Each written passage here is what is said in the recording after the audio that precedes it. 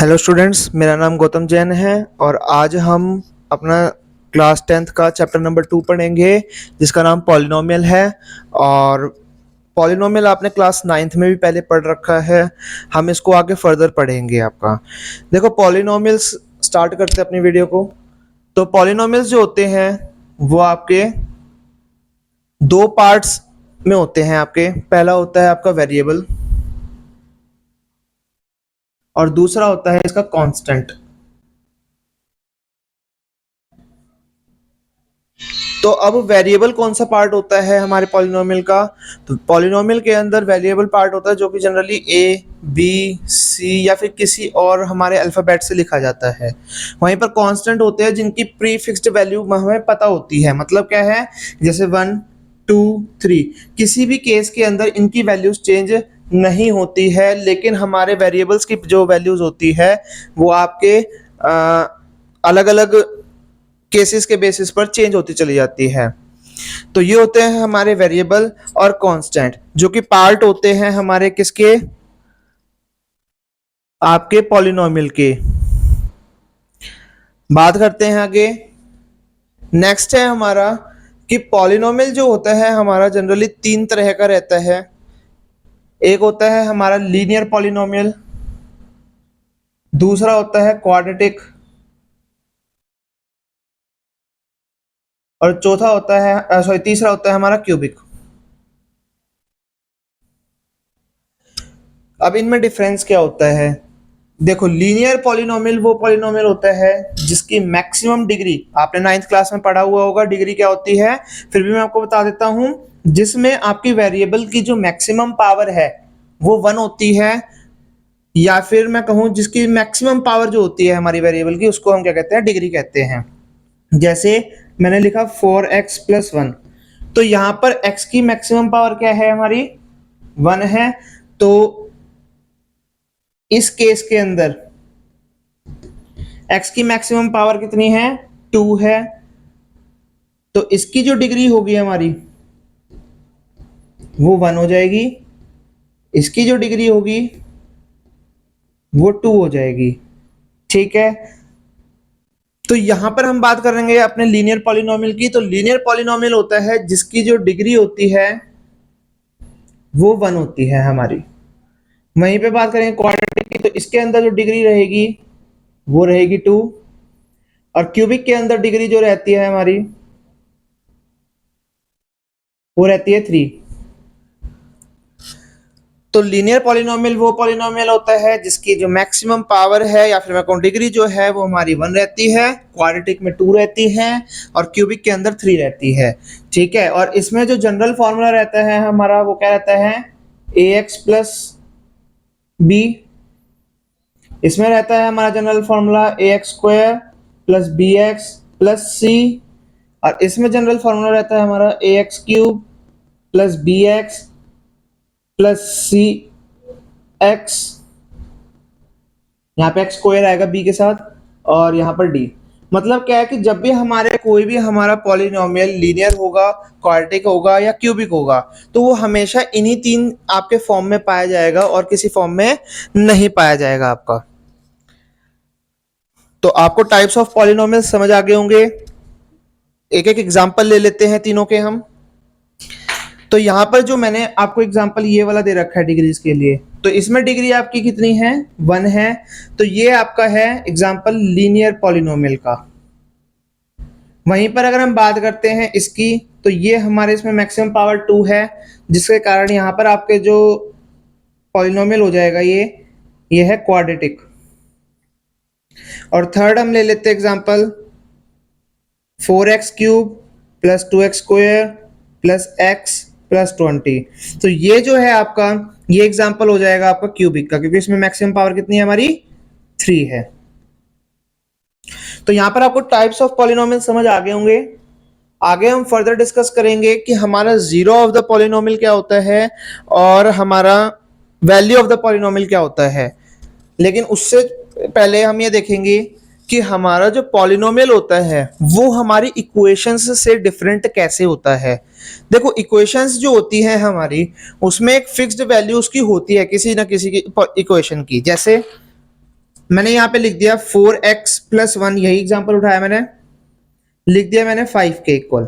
तो यहां पर मैं क्या कह रहा हूं कि मेरा जो इक्वेशन है, मतलब मेरी जो ये पॉलिनोमियल है, इसकी वैल्यू कितनी है 5। तो इस केस के अंदर हमारी ये जो पॉलिनोमियल होता है ये इक्वेशन बन जाता है। मतलब जब एक पॉलिनोमियल की एक फिक्स्ड वैल्यू हो जाती है हमारे पास, तो वो हो जाता है हमारी इक्वेशन हो जाती है। तो जब भी आपको क्वेश्चन दिया जाए कि आपको पॉलिनोमियल लिखना है, तो एक बात ध्यान रखिए कि पॉलिनोमियल के अंदर कभी भी इक्वल टू नहीं आता है आपका। अब आगे चलते हैं, हम अब जीरो ऑफ द पॉलिनोमियल की बात करेंगे।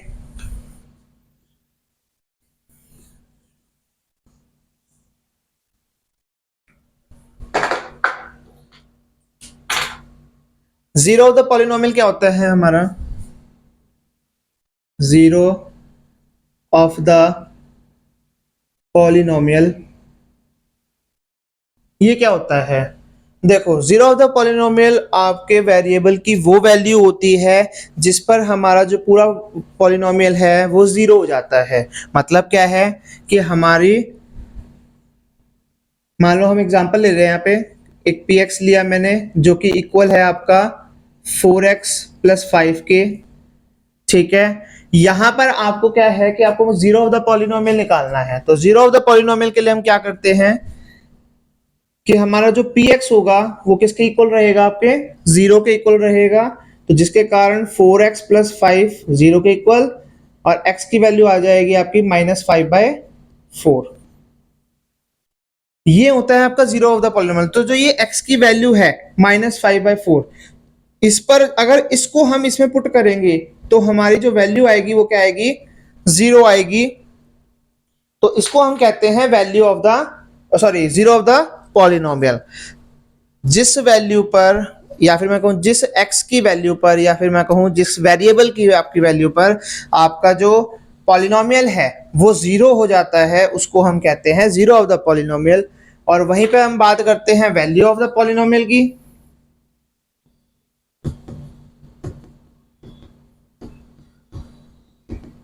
तो वैल्यू ऑफ द पॉलिनोमियल क्या होता है हमारा कि आपकी पर्टिकुलर x की वैल्यू पर या पर्टिकुलर वैल्यू वेरिएबल की वैल्यू पर हमारी पॉलिनोमियल की वैल्यू क्या आती है उसको सॉल्व कर। जैसे मैंने एक ले लिया x² + 1।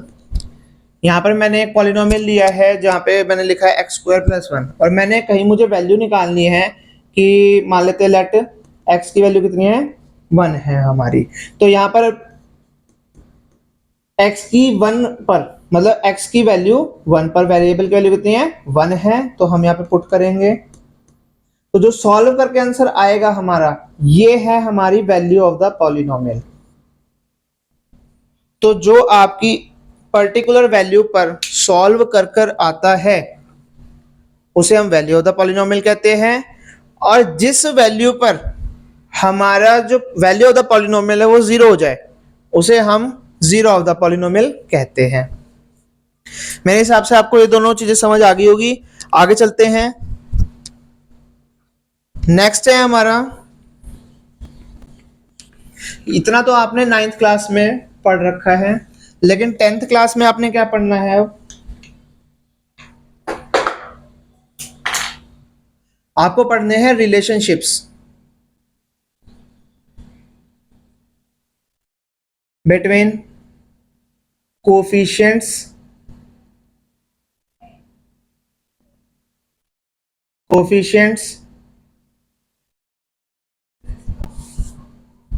And zeros. हम यहाँ पे देखेंगे कि आपका जीरोस में और आपका कोफिशिएंट में रिलेशनशिप क्या होता है। देखो, मैंने आपको जीरोस बता दिए हैं क्या होता है हमारा, और जीरोस के अंदर आपने ये पढ़ा कि आपके वो वैल्यूज जिस पे हमारी जो वैल्यू ऑफ द पॉलिनोमियल है वो जीरो हो जाता है। वहीं पे कोफिशिएंट्स क्या होते हैं हमारे? वो वैल्यूज जो कि आपकी जनरली किसी ना किसी वेरिएबल उसके साथ लिखी रहती है। जैसे 4x² + 1 लिख दिया मैंने, तो x² का कोफिशिएंट क्या होगा हमारा? 4 होगा। ठीक है, तो अब बात करते हैं कि अब रिलेशनशिप क्या होता है।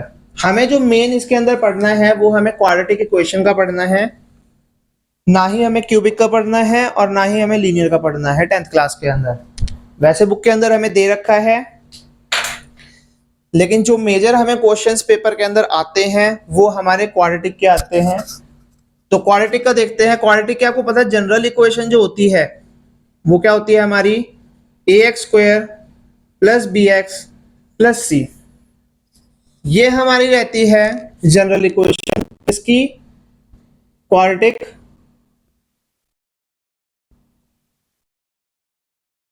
एक पॉलिनोमियल की।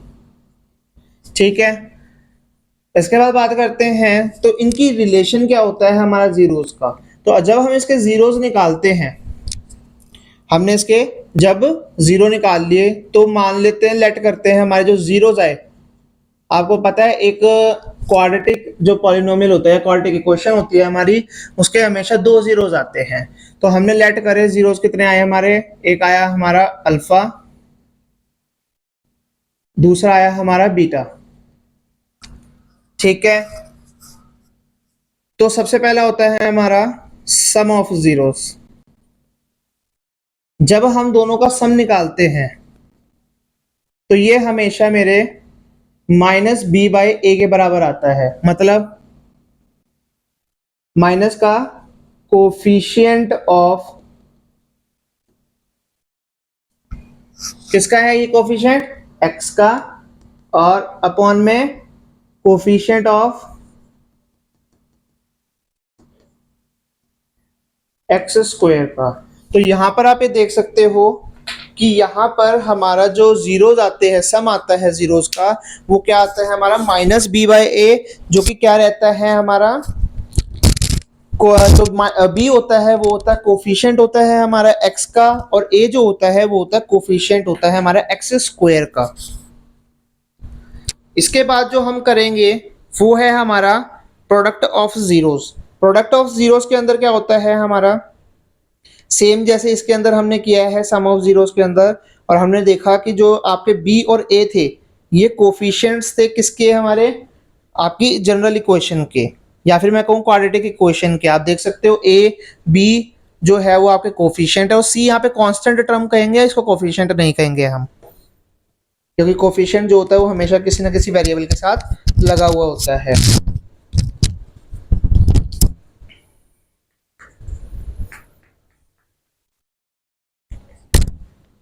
इसके बाद बात करते हैं अल्फा बीटा की।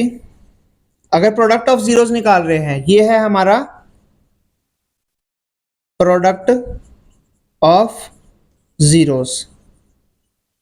तो प्रोडक्ट ऑफ जीरोस क्या आता है हमारा, वो आता है सी बाय ए, मतलब कांस्टेंट टर्म अपॉन में कोफिशिएंट ऑफ एक्स स्क्वायर।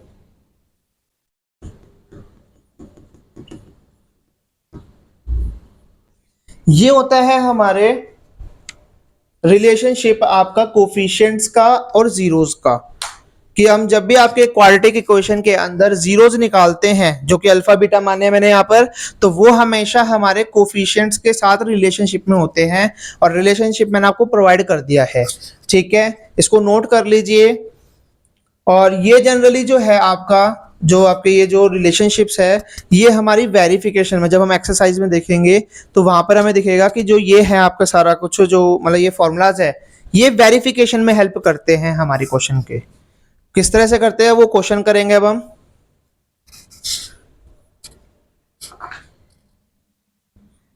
इसको मिटा देते हैं, नेक्स्ट चलते हैं।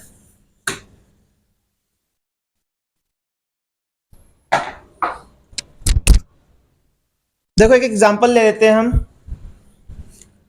कि हमारे पास एक क्वाड्रेटिक इक्वेशन है जिसकी 4x स्क्वायर प्लस 4x। ठीक है, ये हमारे पास एक क्वाड्रेटिक इक्वेशन है, या सॉरी क्वाड्रेटिक पॉलिनोमियल है आपकी। ठीक है, जिसमें आपको जीरोस ऑफ द पॉलिनोमियल निकालने हैं, और दूसरा वेरीफाई करना है आपको, जो सबसे पहला क्वेश्चन ही है आपकी बुक का, और वेरीफाई करना है आपको कि ये ठीक है या नहीं है। तो कैसे करेंगे, सबसे पहले स्टार्ट करेंगे, लेट करेंगे पहले बात तो इसको। क्योंकि जीरोस निकालने हैं हमें, तो इसको अगर हम px कह देते हैं तो मेरा px को हम किसके इक्वल रखेंगे, 0 के इक्वल रखेंगे। तो 4x square plus 4x plus 1 equal to कितना आ जाएगा हमारा, 0 आ जाएगा। ठीक है, अब इसको हम फैक्टराइज करेंगे। फैक्टराइज हम मेथड कौन सा लगाएंगे इसके अंदर, middle term split. Middle term split लगाएंगे हम। आप 8th से मिडिल टर्म स्प्लिट करते आ रहे हैं, तो इसमें क्या होगा, हमारे पहले a और c को मल्टीप्लाई करते हैं, 4 और 1 को मल्टीप्लाई करेंगे, 4 आ जाएगा। 4 के हम अपने फैक्टर्स निकाल लेंगे और उसके बाद इसके हिसाब से हम ब्रेक करेंगे मिडिल टर्म को। ये कितना आ जाएगा, 2x प्लस 2x।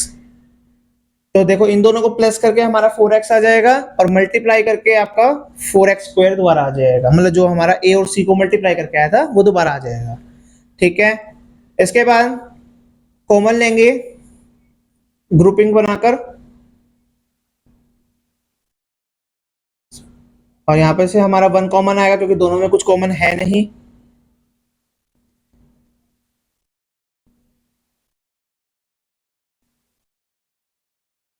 हमारा आंसर आ गया ये। इसके बाद ये देखो, हमारे ये आने के बाद इसमें 0, या तो ये वाला जो हमारा ब्रैकेट है वो 0 होगा, या ये वाला जो ब्रैकेट है वो ये 0 होगा। तो इसमें क्या हो जाएगा हमारा, या तो 2x प्लस 1 0 होगा या 2x प्लस 1। दोनों ब्रैकेट सेम आए इसके अंदर, तो आपका दोनों निकालने पड़ेंगे आपको। फिर भी x की वैल्यू आएगी -1/2 और x की वैल्यू आएगी यहाँ भी -1/2। तो एक हो जाएगा हमारा अल्फा और दूसरा हो जाएगा हमारा बीटा। तो वेरिफिकेशन के अंदर किस तरह से करेंगे, वेरिफिकेशन में आपको याद होगा कि मैंने आपको बताया 2 ही चीजें करनी होती है हमें। एक होता है हमारा सम ऑफ जीरोस और एक होता है हमारा प्रोडक्ट ऑफ जीरोस। तो सबसे पहले सम ऑफ जीरोस निकालेंगे। सम ऑफ जीरोस क्या होता है हमारा, -b/a के बराबर आना चाहिए। तो सम ऑफ जीरोस में अल्फा प्लस बीटा मेरा -b/a के बराबर आना चाहिए। तो अल्फा क्या है मेरे पास, -1/2, बीटा कितना है हमारे पास, -1/2। वहीं पे b कितना है हमारे पास, 4 है, तो माइनस का साइन ऐसे कैसा, और यहाँ पे हमारा ये भी 4 है।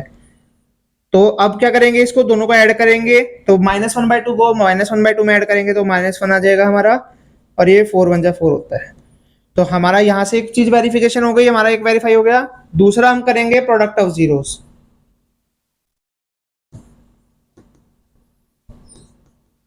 प्रोडक्ट ऑफ जीरोस आएगा आपका c/a, जिसमें आपका क्या आएगा, अल्फा बीटा जो आना चाहिए वो c/a के बराबर आना चाहिए। तो अल्फा कितना था हमारा, -1/2, बीटा भी कितना है, -1/2।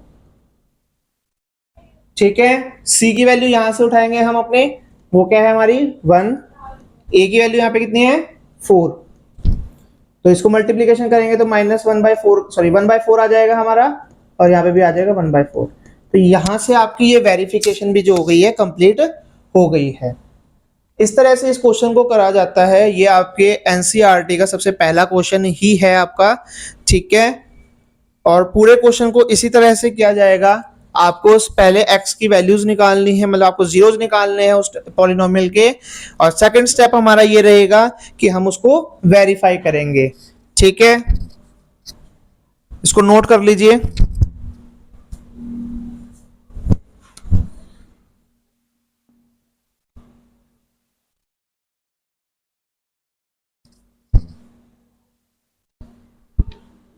नेक्स्ट चलेंगे कि देखो अभी हमने ये किया कि हमने हमारे पास पॉलिनोमियल था और पॉलिनोमियल से हमने जीरोस निकाल रखे हैं।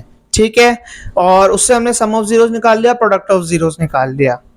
लेकिन अगर हमें जीरोस दे रखे हों, मतलब अगर हमें ये जो वैल्यूज है, ये वाली वैल्यूज अल्फा और बीटा ये दे रखे हों, तो हम क्या पॉलिनोमियल बना सकते हैं, या फिर हमें अगर ये सम ऑफ जीरोस दे दिया जाए या प्रोडक्ट ऑफ जीरोस दे दिया जाए, जैसे इसमें सम ऑफ जीरोस -1 आया है और प्रोडक्ट ऑफ जीरोस -1/4 आया है, तो क्या अगर हमें ये दे दिए जाए तो क्या हम अपनी पॉलिनोमियल को बना सकते हैं या नहीं बना सकते?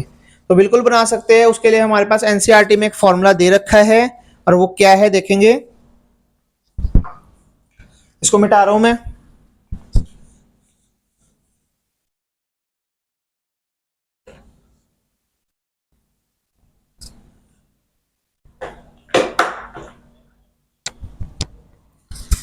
हमारी बुक के अंदर एक फॉर्मूला दे रखा है कि x square plus alpha plus beta x plus, sorry यहां माइनस है, माइनस अल्फा बीटा। ठीक है, और एक चीज ध्यान रखें, इक्वल टू में कुछ नहीं आएगा क्योंकि आपका ये पॉलिनोमियल है, तो इक्वल टू में ना ही आप जीरो लगाएंगे और ना ही कुछ लिखेंगे। अब बात करते हैं, देखो आपको यहाँ पर क्या दे रखा है कि जो आपका जहां पर बी लिखते हैं जनरली जो इक्वेशन हमारी a x square plus b x plus c होती है, तो यहाँ पर हमारे पास अल्फा प्लस बीटा है। अल्फा प्लस बीटा का मतलब क्या होता है, यहाँ पे सम ऑफ जीरोस दे रखा है और यहाँ पर हमें प्रोडक्ट ऑफ जीरोस दे रखा है। तो देखो आप दोनों तरीके से अब यहाँ पर मेथड सॉल्व कर सकते, दोनों तरह से क्वेश्चन सॉल्व कर सकते हो। या तो आपको सिर्फ जीरोस दे दिए जाए तो जीरोस आप डायरेक्ट अल्फा और बीटा की जगह पुट करके निकाल सकते हो, और अगर आपको सम ऑफ जीरोस दे दिया जाए या फिर मैं कहूं रिलेशनशिप दे दिया जाए, रिलेशन दे दिया जाए आपको, तो भी आप इसी फॉर्मूले से आप क्या निकाल सकते हो, पॉलिनोमियल निकाल सकते हो। जनरली ये क्वेश्चन जो है एक आपके सीबीएसई के अंदर आता ही आता है। ठीक है, जनरली बी सेक्शन बी के अंदर क्वेश्चन रहता है ये, और 2 नंबर का क्वेश्चन रहता है। देखते हैं किस तरह से करना होता है। हम एक एग्जांपल उठा लेते हैं। मान लीजिए कि हमारे पास एक 1/2 है, जीरो। हम यहाँ पे सबसे पहले क्वेश्चन उठा रहे हैं जीरोस का, कि हमें गिवन क्या है, जीरोस दे रखे हैं। तो 1/2, और दूसरा हम प्रोडक्ट ऑफ, सॉरी प्रोडक्ट कह रहा हूं, दूसरा हमारा जीरो है -1/2। तो हमारी ये क्या बनेगी वो देखेंगे। तो सीधा इक्वेशन पुट करेंगे हम, एक हमारा अल्फा हो जाएगा, एक हमारा बीटा हो जाएगा।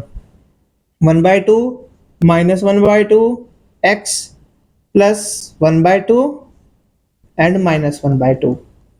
इस तरह से हम इसको पुट करेंगे। अच्छा, ये जो k लगा रखा है हमने, यहाँ पे k जो है ये कोई भी आपका इंटीजर है, क्योंकि आपका ये कोई भी अगर इसका मल्टीपल हो तो सबका जो जीरो होता है वो सेम ही आता है आपका, तो इसलिए हमने ये k यहाँ पे कॉमन लेके लिख रखा है। ठीक है, अब क्या होगा हमारा आंसर, एक्स स्क्वायर, ये तो जीरो हो जाएगा कट के, और यहाँ पे आ जाएगा -1/4। दोनों का हम एलसीएम लेंगे और 4 को हम बाहर ले लेंगे, तो ये आपकी क्या हो जाएगी, पॉलिनोमियल हो जाएगा आपका, जो कि किस तरह का पॉलिनोमियल आया हमारा, क्वाड्रेटिक है, और ये फॉर्मूला भी आपका क्वाड्रेटिक के लिए ही है, तो इस चीज का ध्यान रखें। तो जब भी आपको जीरोस दे रखे होंगे क्वेश्चन के अंदर, तो आप इस तरह से उसकी पॉलिनोमियल निकाल के आएंगे। नेक्स्ट क्वेश्चन है हमारा कि अगर हमें रिलेशन दे दिया जाए, सेम क्वेश्चन उठा रहे हैं हम, लेकिन अब किससे उठा रहे हैं हम, रिलेशनशिप से। वो यही क्वेश्चन है हमारा 1/2 और -1/2। तो इसमें क्या करेंगे हम, के x square plus alpha plus beta minus alpha plus beta plus alpha beta. ठीक है, के साथ यहाँ पे एक्स स्क्वायर ऐसे कैसा रहेगा, माइनस अल्फा प्लस बीटा की जगह 1/2 आ जाएगा हमारा। क्यों आएगा, क्योंकि जब भी आपको क्वेश्चन दे रखा होगा तो हम ये मान रहे हैं ये वाला अल्फा प्लस बीटा है और ये वाला हमारा प्रोडक्ट ऑफ जीरोस है। ठीक है, बस वैल्यूज पुल लगाएंगे हम यहां पर।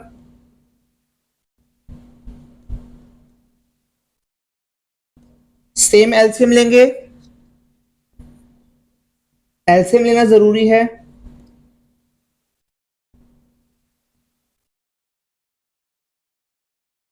आंसर कितना आ जाएगा हमारा, ये 2 हम बाहर ले लिया हमने, और 2x square minus x minus 1। ठीक है, यहां तक ये हमारा क्वेश्चन इस तरह से होगा। तो 10th क्लास के अंदर पॉलिनोमियल के अंदर सिर्फ इतना ही दे रखा है हमें, इससे ज्यादा हमें इसके अंदर नहीं पढ़ना होता। मेरे हिसाब से आपको ये सारा जो पॉलिनोमियल है क्लास 10th का वो समझ आ गया होगा। तो आज की क्लास यहीं तक रहेगी हमारी। थैंक यू आपका मेरे यहाँ तक सुनने के लिए।